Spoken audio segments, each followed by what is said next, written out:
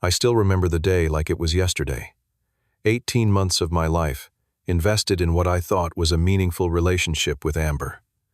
We had our routines, our favorite spots and plans for the future.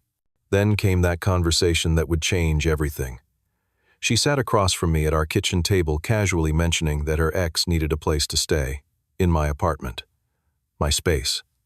And when I hesitated, she looked at me with that dismissive smirk, saying those words I will never forget. Before I continue this story, let me know where you are watching from, and hit that subscribe button if you want to hear more real relationship stories that might just save you from making the same mistakes I did. It all started at Westside Coffee, this trendy little spot downtown where I would go to work on my freelance projects. I was there almost every morning, laptop open, headphones on, completely in my own world. That particular Tuesday, though, the place was packed. Every table was taken except for mine, which had an empty chair. I noticed her the moment she walked in. Amber stood out in any crowd with her confident stride and infectious smile.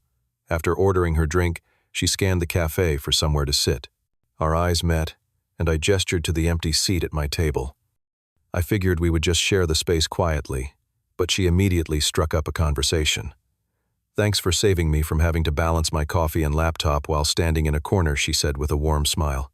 "I am Amber, by the way."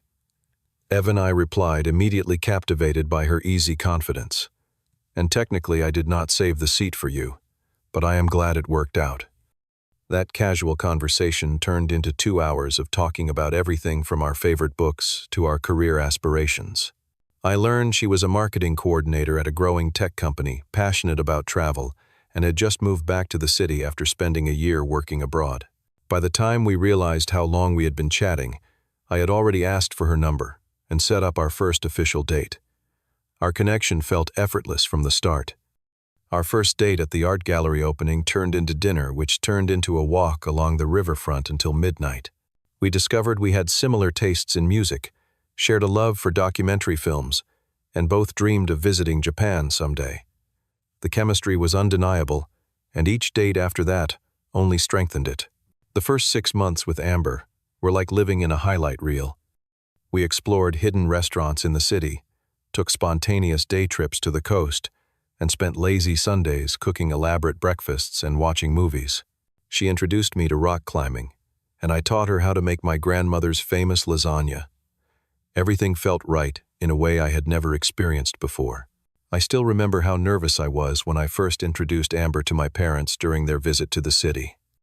My mom could be overprotective, and my dad had a talent for asking awkwardly direct questions, but Amber charmed them both within minutes.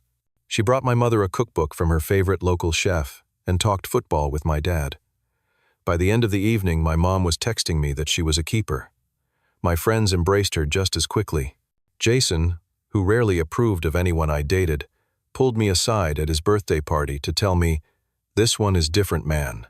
Do not mess it up." Even my college roommate, Brian, who lived across the country, now made a point to tell me how happy I seemed whenever we video chatted.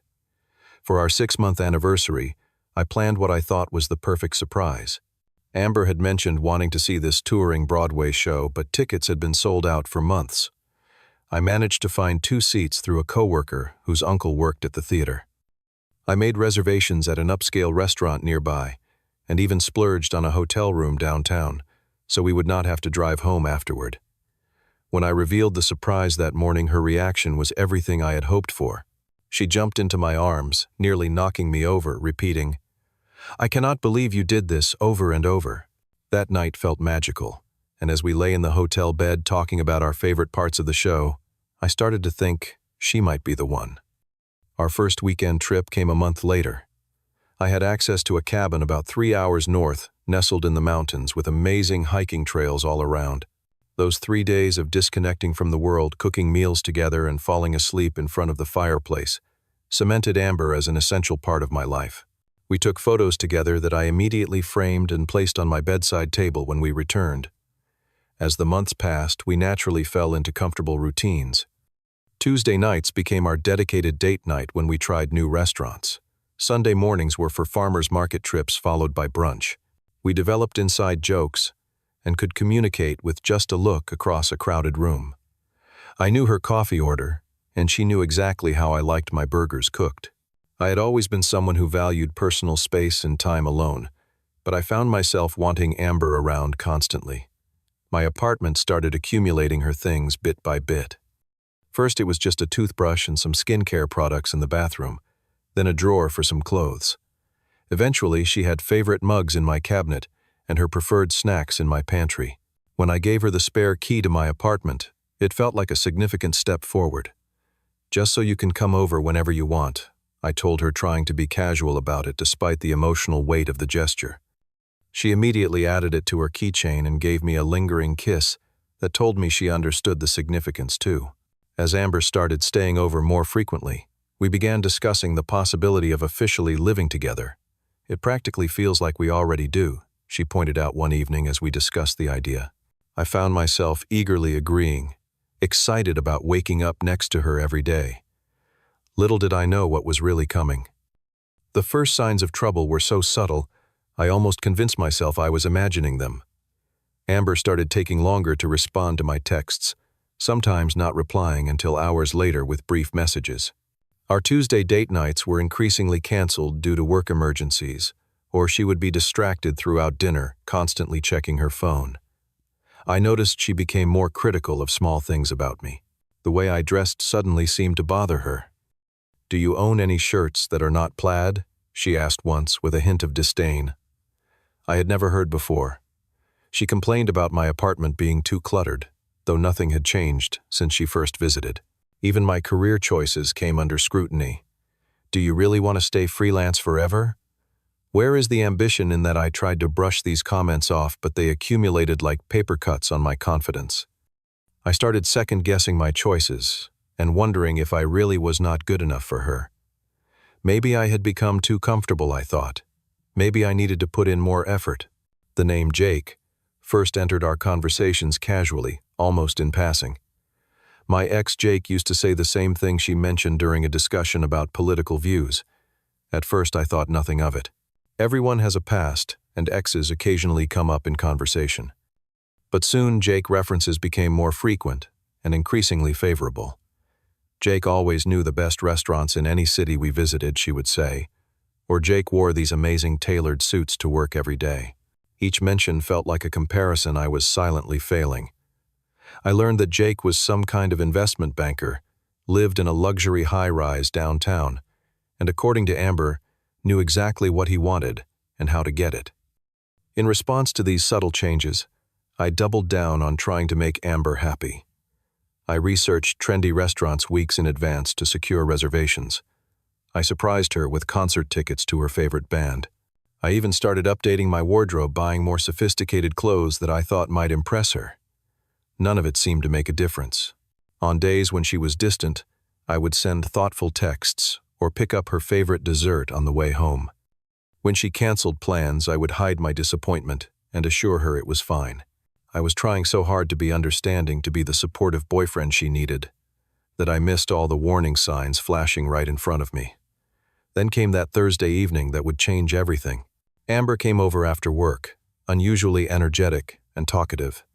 She poured herself a glass of wine and sat me down at the kitchen table. "I need to talk to you about something," she said with an excitement that made me instantly nervous. "Jake is coming back to town next week," she announced. "He is starting a new position at the downtown branch of his firm." "Isn't that great?" I nodded cautiously, unsure why I should be excited about her ex-boyfriend returning to our city. "That is nice for him, I guess. The thing is," she continued, swirling the wine in her glass, "he sold his condo when he moved away, and the new place he bought is still being renovated. He needs somewhere to stay for a few weeks." An uncomfortable feeling settled in my stomach as I began to see where this was heading. "And you offered to help him find a place?" I asked, hoping that was all. "Well, I was thinking he could stay here," she said, gesturing around my apartment. "You have the spare room you just use for storage. We could clear it out." I stared at her in disbelief. "You want your ex-boyfriend to move into my apartment? It would only be for a few weeks a month tops," she insisted. "And honestly, Evan, I think you two would really hit it off. Jake is so successful and driven. You could learn from him," she added with a smirk that made me feel 2 inches tall. I was speechless. The audacity of her request and the dismissive way she spoke about me cut deeper than any argument we had ever had.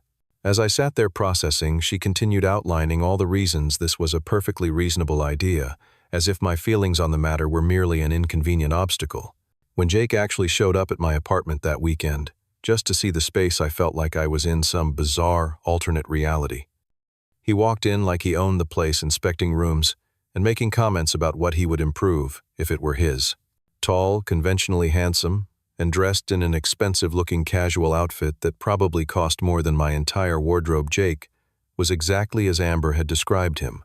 "The building is in a decent location," at least he remarked, looking out my living room window, though I am surprised they have not updated these older units. "My new place has floor-to-ceiling windows and smart home technology throughout." Amber followed him around like an adoring assistant, laughing at his jokes and agreeing with his assessments. "Jake just bought a penthouse in the Westview Tower," she told me, as if I should be impressed. "The views are absolutely incredible." "That is great. I managed trying to maintain some dignity." "Congratulations." Jake looked around my living room with an appraising eye. "What exactly do you do again?" Evan Amber mentioned something about websites. "I am a freelance web developer and designer," I replied, hating how defensive I suddenly felt about my successful career. "Ah, freelance," he said, with a knowing nod that somehow made the word sound like unemployed. "Interesting choice. Not much security there, is there?" Throughout their visit, I noticed how Amber and Jake interacted with each other. The inside jokes, the casual, touching the way they seemed to communicate without words sometimes. It was eerily familiar, because it was exactly how Amber and I used to be. I was watching my relationship from the outside, except I was no longer the one she was connecting with. The truth hit me like a freight train 3 days later. Amber had left her phone on my coffee table when she went to take a shower. She had been acting strangely all evening, constantly checking messages and stepping out to take calls. When her phone buzzed with a new notification, I glanced over and saw Jake's name on the screen, along with a preview of a message that made my blood run cold. "Can't wait to have the place to ourselves next week." I had never been the type to snoop, but something inside me snapped. I picked up the phone, and since I knew her passcode, her birth year, I opened the message thread. What I found confirmed my worst fears, and then some. Amber and Jake had been seeing each other secretly for weeks. The messages made it clear that Jake's housing situation was a completely fabricated story. They had been planning for him to move into my apartment all along, with the eventual goal of pushing me out completely. "He actually believes you need a place to stay," Amber had written. "Give it another week, and I will convince him to let you move in." "And how long before he conveniently needs to visit family for a while?" Jake had replied. "Working on it. He is so trusting, it is almost too easy." I felt physically ill reading their exchange. The deliberate manipulation, the mockery, the complete disregard for my feelings or our relationship shattered something fundamental inside me. I put the phone down exactly where I had found it, went to my bedroom, and sat on the edge of my bed in a state of shock. When Amber emerged from the shower, I could not even look at her. I mumbled something about needing some air and left the apartment, walking aimlessly through my neighborhood for hours as I tried to process what I had discovered. The next morning, I finally confronted her. "I know about you and Jake," I said simply when she came into the kitchen. Her face went through a series of expressions: rapid fire, surprise, denial, anger, and finally a cold calculation. "What exactly do you think you know?" she asked cautiously. "I saw your messages, Amber. I know you have been seeing him behind my back. I know this whole housing situation is a lie." She was quiet for a moment, then sighed as if I was the one being unreasonable. "Look, Jake, and I have history. We have always had a connection." When he came back to town, those feelings resurfaced. "These things happen, Evan. These things happen," I repeated incredulously. "You cheated on me and plotted to move your ex into my home under false pretenses, and your response is, 'These things happen.'" "You are overreacting," she said dismissively. Jake and I reconnected. "Yes, but this could be an opportunity for all of us. Jake has connections that could really help your career. He could introduce you to potential clients way above your current level." I stared at her, unable to comprehend how the woman I had loved for a year and a half could be so callously disregarding my feelings. "So what exactly was the plan here? Move Jake in and eventually move me out. She had the audacity to look offended. Of course not, at least not right away. And then she dropped the bombshell. But I was thinking maybe you could stay with your friend Jack for a while, just until Jake gets settled and his new place is ready. It would give you guys some space to figure things out. You want me to leave my own apartment so your ex-boyfriend/current affair can live here? I asked, my voice rising despite my attempts to stay calm. Current boyfriend, she corrected, as if that distinction mattered. And yes, just temporarily. Evan, you need to understand that Jake can teach you so much. About ambition, about style, about how to move up in the world. You are so complacent sometimes, content to just coast along. She reached out to touch my arm, her voice taking on a condescending tone. This could be good for you too. I pulled away from her touch, a cold clarity washing over me. And what exactly would I be learning by giving up my home to the man who has been sleeping with my girlfriend behind my back? She rolled her eyes and gave me that smirk again, the one that made me feel worthless.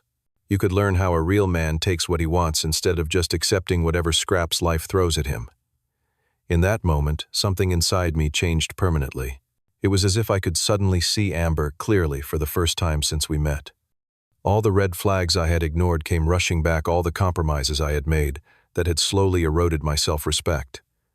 I nodded slowly, not trusting myself to speak.